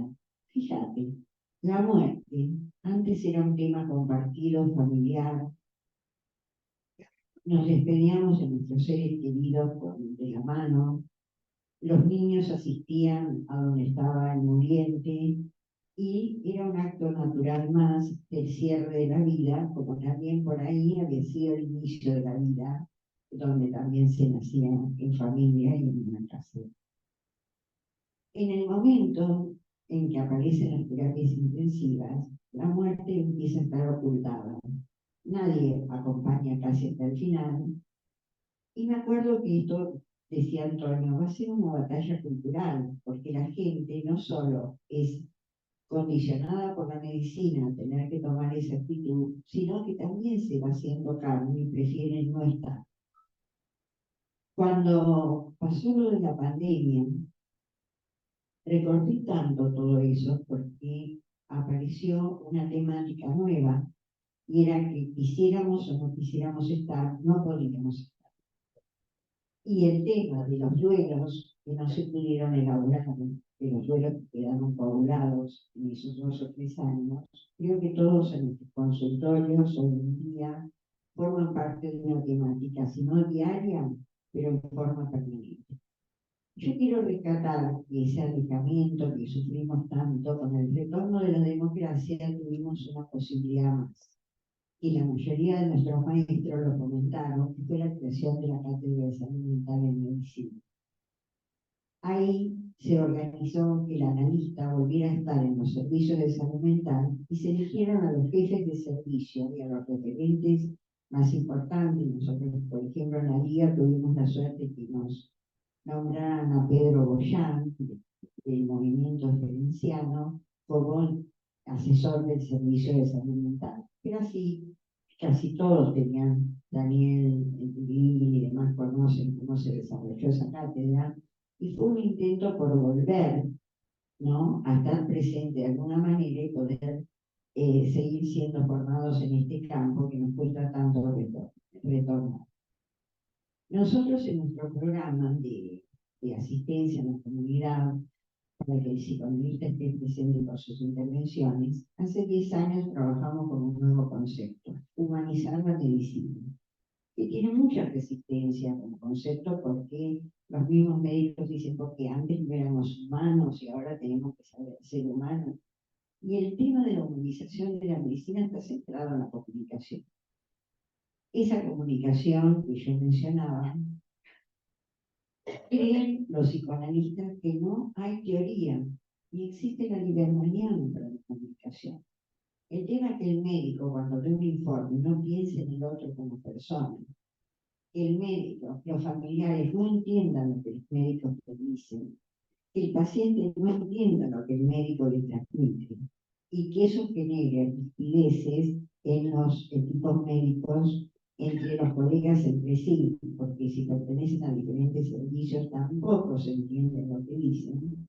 Les puedo asegurar que la teoría libertiniana, la sugerencia de leer comunicación de persona a persona y demás, es de un valor incalculable como transformar ese concepto de humanización de la medicina.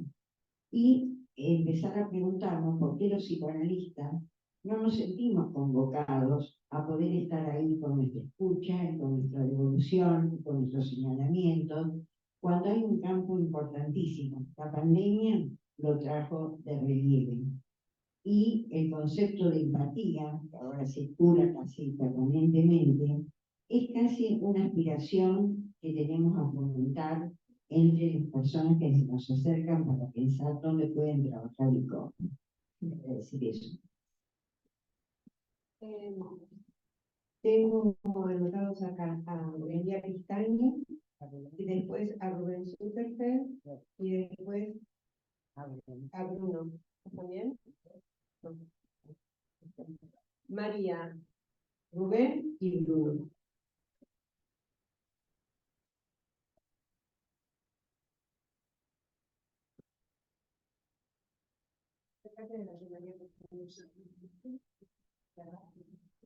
Bueno, yo me sumo a los agradecimientos a los trabajos y quería recordar un aporte de Lieberman a un trabajo con niños, un libro muy bueno, un grupo que se acercó a Lieberman y le contó la idea y él aceptó, un grupo que estudió la semiótica en el juego de niños, y creo que se llama Semiótica y Psicoanálisis, donde cada capítulo es el juego de la alucinosis, el juego dramático, el juego gustativo, muy interesante.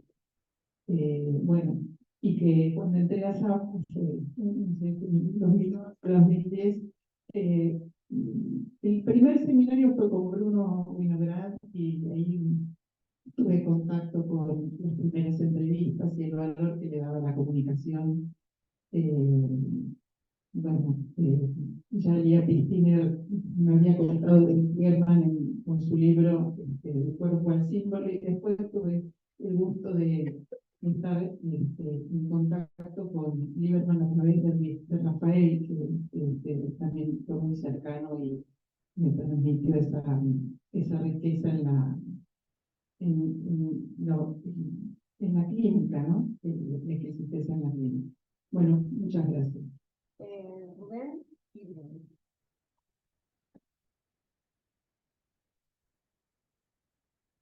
Brevemente, la intervención de Lucas antes y la de Magdalena ahora me hicieron pensar y recordar dos cosas. Una, la extensión del concepto de sobreadaptación. Estaría un poco Lucas, porque evidentemente desde otra perspectiva, digamos, la obediencia a ideales culturales dominantes en detrimento de las propias necesidades y demás, es un ejemplo, digamos, más social de la sobreadaptación y sus riesgos. No quisiera hacer esoterismo, pero 1976, esperemos que no exista 2006, la triple 6 del diablo, ¿no? Por las sobreadaptaciones a ideales culturales dominantes en diferentes épocas, que generan sobreadaptaciones riesgosas. Ese es un aspecto. El otro aspecto, por lo que traía Maribel, el tema del valor de Lieberman para trabajar los psicoanalistas con los médicos es extraordinario. Yo recuerdo los trabajos de Guillermo Rinaldi con Raquel, con mi mujer, con médicos, permanentemente, médicos, con todo tipo de médicos, con pediatras, con clínicos, con cardiólogos, Mauricio Chernik. Es decir, quiero hacer un poco, todavía un poquito más fuerte. No sé si saben, hoy en día existe la psicocardiología, existe la psicodermatología, los prefijos psico delante de diferentes áreas médicas tienen mucho que ver en el fondo con Lieberman. Con Lieberman que le transmitió a colegas que trabajaron con médicos y la relación médico-paciente. Ya estaba lo de Bali, etcétera, etcétera, pero los que conocían el libro y permitían libros tuvieron una influencia muy, muy importante. Por eso quería acordarme y volver a destacarlo, ¿no? Gracias. Bruno. Después pidió la palabra Lía y Mirta. Y después... vos. ¿Cómo hago? No, estaba pensando que con Antonio y Eduardo trabajamos con Lieberman durante 13 años, los martes a las 5:30. Durante los 13 años. Y era interesante porque hicimos algunos ejercicios de la complementariedad espiritual. Porque uno escucha complementariedad espiritual, piensa que tiene que venir algún experto en lingüística o semiótica o en teoría de los estilos que tiene.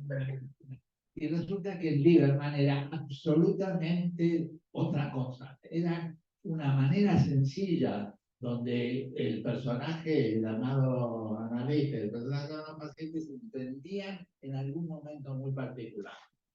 Yo me acordé que hace muchos años estaba Esteban Becar Varela, y voy contando del caso de una chica que él trataba y que en una sesión la chica le dijo que la tía era muy rompecocos, siempre interrumpía. Siempre cuando ella tenía que decir algo, interrumpía.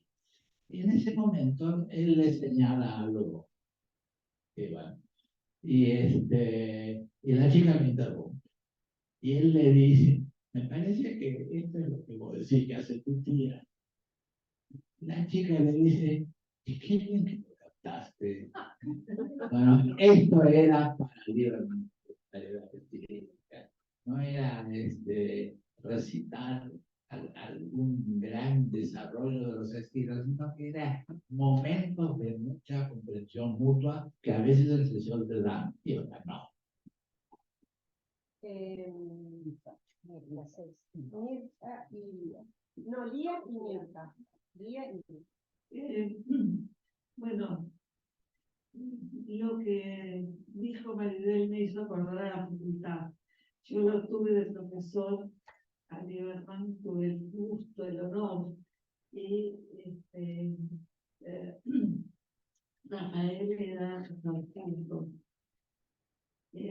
Así que ahí, bueno, fue una facultad de lujo. Tuve la suerte de estar en una facultad de lujo, de tenerlo a Aleja como profesor en introducción y en personalidad, etcétera, etcétera.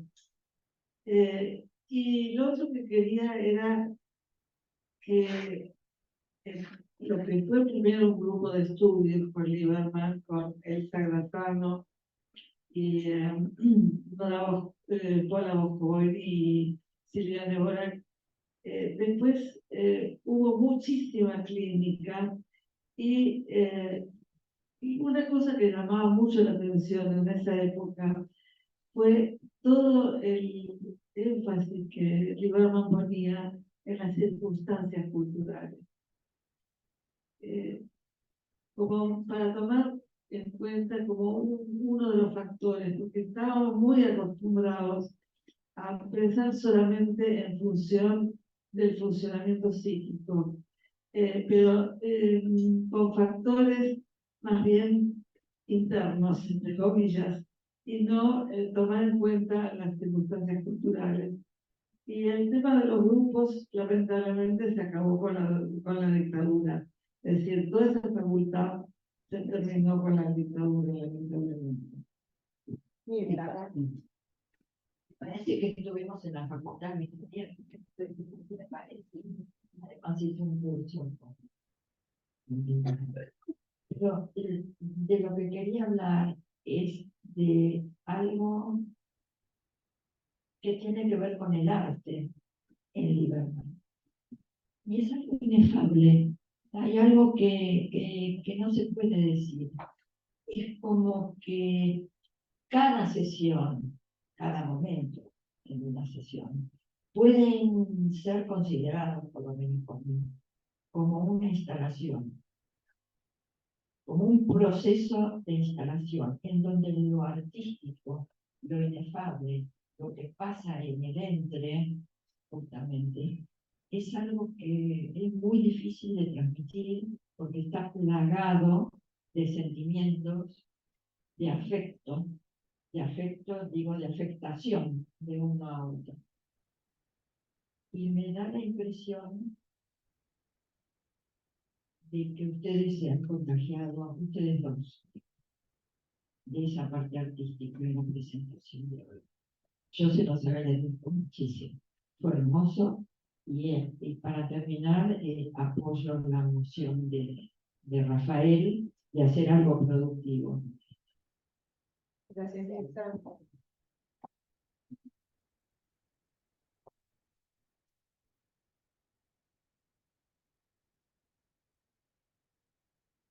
Cuando vamos cerrando. Sí, empecemos con lo de Mirta, yo creo que es la punta de la historia.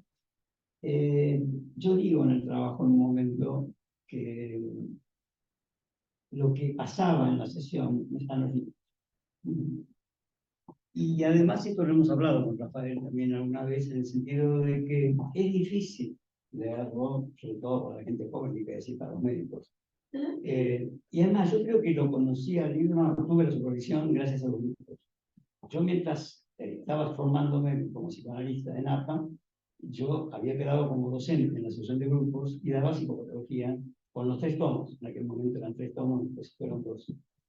Y claro, era un pionero en el sentido de que él mezclaba distintas disciplinas, con lo cual no era nada fácil, digamos. Bueno, él juntaba, de ahí lo de Guiso, no era fácil y era como desprolijo. Ahora, claro, teniendo la supervisión con él, yo tenía la posibilidad de preguntarle. Y en ese sentido es como Rafael, como habla claro, digamos, como puede ser difícil leerlo, pero hablando, y además lo podemos marcar, tenía un entusiasmo y una simplicidad. Por ejemplo, final, digamos, 4 años actualizando, supervisión oficial, termina, que era una paciente para mí muy grave, cuando empezó, termina muy bien. Entonces yo le pregunto, doctor, ¿por qué piensa usted que este proceso fue bueno? Esperando una respuesta no psicológica. Y me dice, y yo pienso que esta mujer tuvo suerte y lo encontró a usted en una buena etapa de su vida. Habían nacido los 2 hijos y yo creo que ella estaba enferma, me dijo. Con lo cual tenía, ya le digo, una cosa de sorpresa permanente, pero de aprendizaje que no se encuentra en libros. Por eso creo que lo de Rafael, sí, hay que hacerlo, pero hay que traducir. Yo trabajando en el hospital, lo que hacía fundamentalmente es llevar mi versión masticada con Reverie de lo que él plantea, pero el contacto directo no. La sensación es como que la gente empieza a leer y deja, no entiende.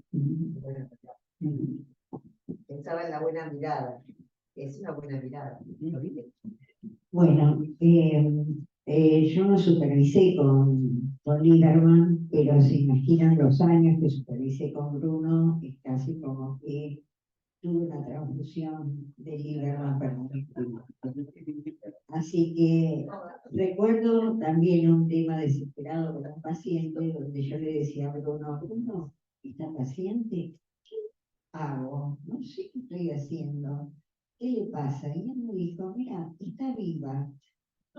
Entonces, ya con eso, mira, esto me hizo acordar cuando Pablo decía recién, yo no veía cambio, no veía proceso, no veía nada, no sabía qué estaba haciendo, pero la paciente venía, continuaba, etcétera, hasta tuve la oportunidad de poder presentar ese caso en SAP, imagínense, pero mi duda era, me van a echar de la IPA, por si supiera lo que le digo a la paciente y lo que la paciente me dice a mí.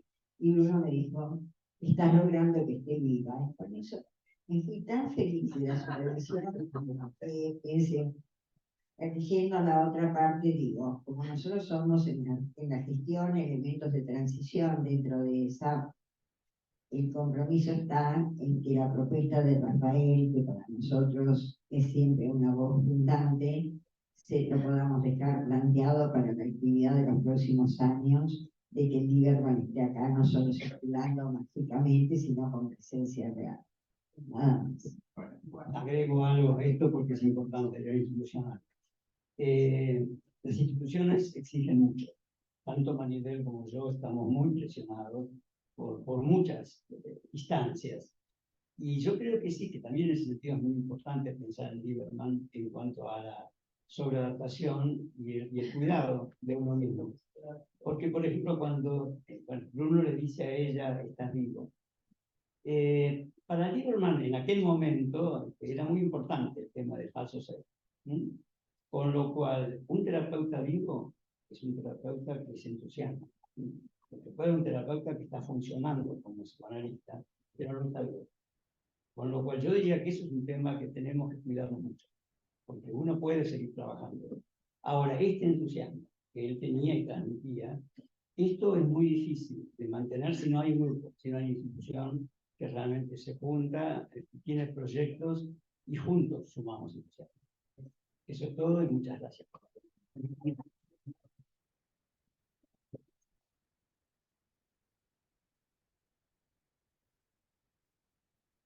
Bueno, le agradecemos acá a los disertadores, a los que están presentes aquí en SAP, contentísimos de ver esta sala llena de todos nosotros, y a los que están a través de las pantallas también, muchísimas gracias por habernos acompañado en esta nuestra última reunión de Comisión Científica de 2023.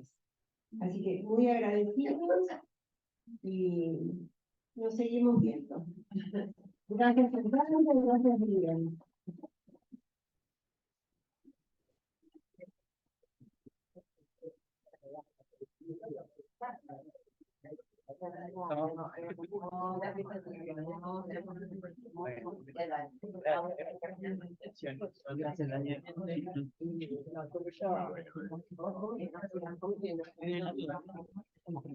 Sí, sí, sí,